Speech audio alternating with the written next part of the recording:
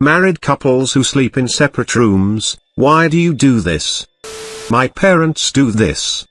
My mom likes to sleep with the TV on, my dad snores and steals sheets. My mother claims sleeping separately saved their marriage.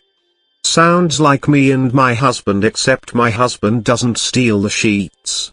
He lays on them and I have to either wake him up or use all my strength to pull the sheets from under him. Or the good old sheet heave with all your might. I am very familiar with this one. Pro tip: separate comforters. Girlfriend's parents do this. They both snore and do it to get away from each other's snoring. I didn't think it was that bad until they talked about having to sleep in the same bed during their trip in Europe. They were at each other's throats because if one fell asleep, the other couldn't.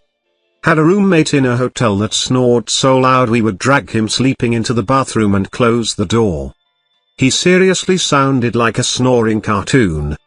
We're not married, but my BF and I have been together 7 years and do this for the same reason. He snores so fucking loudly and I am an extremely light sleeper. So when we sleep in the same room I get maybe 2 or 3 hours of light sleep and will be so upset the next day. He should see his doctor and ask for a referral to a sleep lab. Obstructive sleep apnea causes extreme snoring due to a blocked airway. The long-term effects of low oxygen and strain on the heart are bad. Just gonna say the same thing. My boyfriend has obvious sleep apnea. Very difficult sleeping next to him sometimes. He'll stop breathing, and then all of a sudden gasp for breath. He also suffers from depression. And would you believe that sleep apnea can cause depression? Been trying to get him to a sleep doctor. I've been telling him to go see someone for a long time. He's convinced that they'll send him home with a CPAP machine and it'll be loud and uncomfortable and he won't be able to sleep. It's like, dude, you can't fucking sleep now because you stop breathing so many times a night. My husband works weekend nights and those 3 nights are the best nights of sleep I get all week. Sleeping together isn't horrible sleep, but it's just not as good. He also gets immense relief sleeping next to me, so I'm fine with my 3 nights. Even on the weekends, I'll lay with him in the morning for an hour because it just helps him fall asleep. +1 for the nice spouse. I do something similar with my wife. I'm a night owl and she needs an early bedtime, so I'll go to bed with her, listen to a podcast or something, and get up 45 minutes later to stay up for another hour or 2. I heard once that the secret was separate bedding. So everyone gets their own blankets/sheets. Lets you sleep together while being able to separate and get a restful night's sleep. So like pushing the 2 fulls next to each other to be able to cuddle a bit but then sleeping on your own bed. Not different rooms, but I sleep on the floor. We bought a Casper mattress, and I slept on it with him for almost a year, waking up every day in a little bit more pain than the day before. I slept on the floor, by choice, until I was around 16. I woke up one morning about 6 months ago with my back hurting so bad that ibuprofen couldn't touch, so I slept on the floor that night, and have been every night since. The mattress is too soft. My fiancé and my black lab sleep well enough on it, and I don't wake up feeling like shit. It works for. My friend married a Japanese man, and they bought super expensive adjustable orthopedic bed. He ended up sleeping on the floor, because it was more comfortable for him, and apparently he was used to it and couldn't get used to the bed. I can't sleep very well. Sometimes I don't at all. And when I do, I toss and tumble. It's easier on everyone if I just sleep on my own schedule and in my own bed. Sleeping in separate rooms isn't a sign of a broken relationship. To stay married. I would say seriously, but I am serious. Other reasons. 1. She's an only child, never had to share. 2. I had a large family, don't want to share anymore. 3. She likes a soft mattress, and I like a firm one. 4. We both snore, but at different points in the night. 5. Night farts, not going to assign blame, there's plenty enough to go around. 6. Her cats don't like to share a bed with my dog. I could go on, but these are the highlights. She wants to sleep in the same room as our newborn baby to be close to him / take better care of him at night. I want to get enough sleep to function at my job. Same thing going on here. Sucks, but it's temporary. Sometimes my GF and I sleep in different rooms, and the reasons often differ. Did I eat a big bean burrito earlier? Separate rooms. Just an example. Also, unless your bed is massive, sleeping with someone next to you can make it more difficult to sleep. Yes, sleeping together is romantic. But getting good sleep is more romantic. Also, unless your bed is massive, sleeping with someone next to you can make it more difficult to sleep. Before we upgraded to the oversized king, it could be rough. My wife would fart in her sleep and it'd feel like I was getting jabbed in the thigh with a lit cigar. This happened with my parents. They started in the same bed, but eventually the reasons to get separate rooms piled up to the point where it made too much sense not to arrange it. Snoring was a problem. Dad is a light sleeper, Mom has a variable sleep schedule, they like different room temperatures, and now our cat's meowing only bothers my mother, who takes it better. Different sleep cycles due to different work schedules. We are still madly in love and we both agreed to this, because it's the best for both of us. 3 reasons. I am prone to severe and prolonged bouts of insomnia. Separate beds allows my wife to get a full night's sleep without me disturbing her. I have a really fucked up hip that leaves me sleeping at weird angles / positions. With different beds, I can get comfy without crowding her. I'm a tall guy, so even a king-sized bed would be a challenge for us to both get comfortable in. She can't sleep without a fan on. I can't sleep with a fan on. I'm a very kinetic sleeper, she's a very light sleeper. Can I make it any more obvious?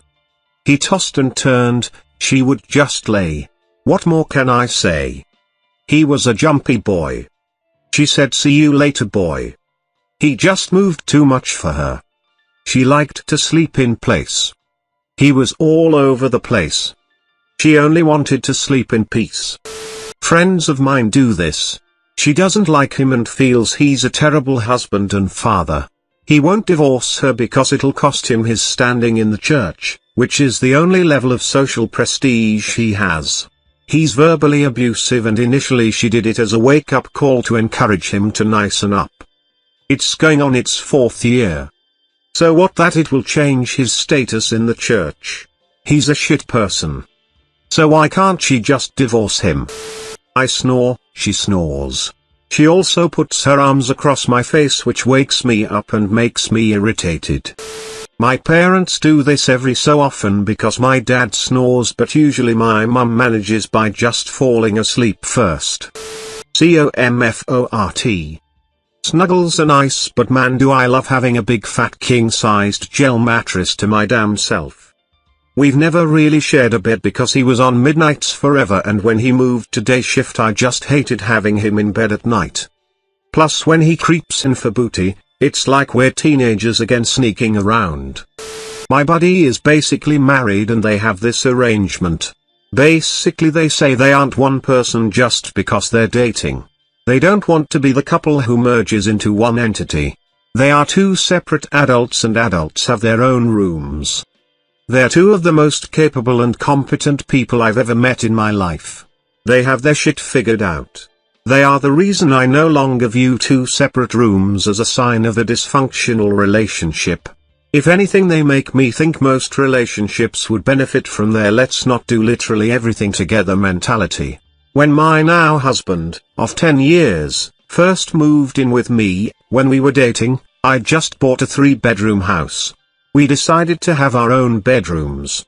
More like roommates who were dating than like 2 people taking the next step. We low-key loved that setup. I had a king-sized bed and he could have a sleepover but he also worked weird shifts and had his own bed and I had mine and we had our own spaces. It was so nice. Then we got married. And I got pregnant. And it became convenient to just move him into my bedroom. So we became traditional married sleepers. People kind of thought what we did was weird but it was the best arrangement ever. Something was so satisfying about being together and sharing a house but still having our own private places, too. I realize now, the kids have that with their bedrooms but we really don't. I mean, we are fine and things are great. But there is something special about having a room that is only yours. Married people having to share is kind of strange really, if you think about it. I realize now, the kids have that with their bedrooms but we really don't. I thought about this recently when my husband, son, and I moved out of our old apartment. I was setting up the master bedroom at the new place and thought I have nowhere to put my stuff. If it doesn't have a place in the living room or on my vanity, then I don't have a place for it in the apartment.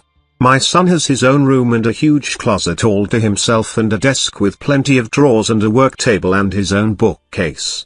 I have the bookcase in the living room and my vanity in half a closet lol. My dream is to get a big house one day and take one of the rooms for myself. Not to sleep in, I like sharing a sleeping space with my husband, but to comfortably keep my stuff and hang out in when I want some quiet. You know, like what my kid has right now lol. I dream of a library/sewing/craft room to be creative in. Just one space, all to myself. Sigh. ITT people with undiagnosed obstructive sleep apnea. Let's get some CPAPs up in this thread. The CPAP completely changed my life when it comes to sleep.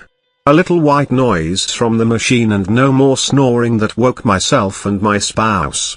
Also, you'll actually feel rested in the morning. If you snore and you can afford it, go get tested and get yourself a CPAP. They aren't crazy expensive and most companies are willing to work with you on cost/payments. They are really fancy these days and the ergonomics make it much more comfortable than they were a few years ago. Totes worth it. Early in our relationship 90% of our fights occurred in the bedroom and it wasn't about sexy time. I like to sleep in a cold room with the fan on and white noise like a box fan. I also like to go to sleep with the TV on. She likes to sleep in a warm, still cave in complete silence and darkness. We started sleeping in separate rooms and all of the sudden we stopped 90% of our fights. Also, because we were getting real sleep out, other fights turned more into heated discussions. Also, it hasn't really affected our sex life. I'm 6 feet 5 inches and sleep spread out on my back and she has restless leg that throws knees to my body, Muay Thai 24/7. We grabbed a California king bed and it still wasn't enough. Because a good night's sleep is more romantic than sharing a bed. I snore, and toss and turn. He gives off literal villages levels of heat in his sleep and I can't stand heat. I read, he can't stand light. We keep different hours to an extent. A million reasons. We get along so much better this way. It's not anything like you can't stand your person. I snore and she grinds her teeth, and our awesome Boston Terrier that sleeps with my wife farts and snores. We love each other, we married, we've decided to be in each other's lives until one or the other dies. We are secure enough in our marriage to be able to not sleep in the same bed without thinking it's weird or taboo. Plus if she or I want to get any sleep in order to function at work, then we have to. Plus on the weekends when sleep is not a must, we do.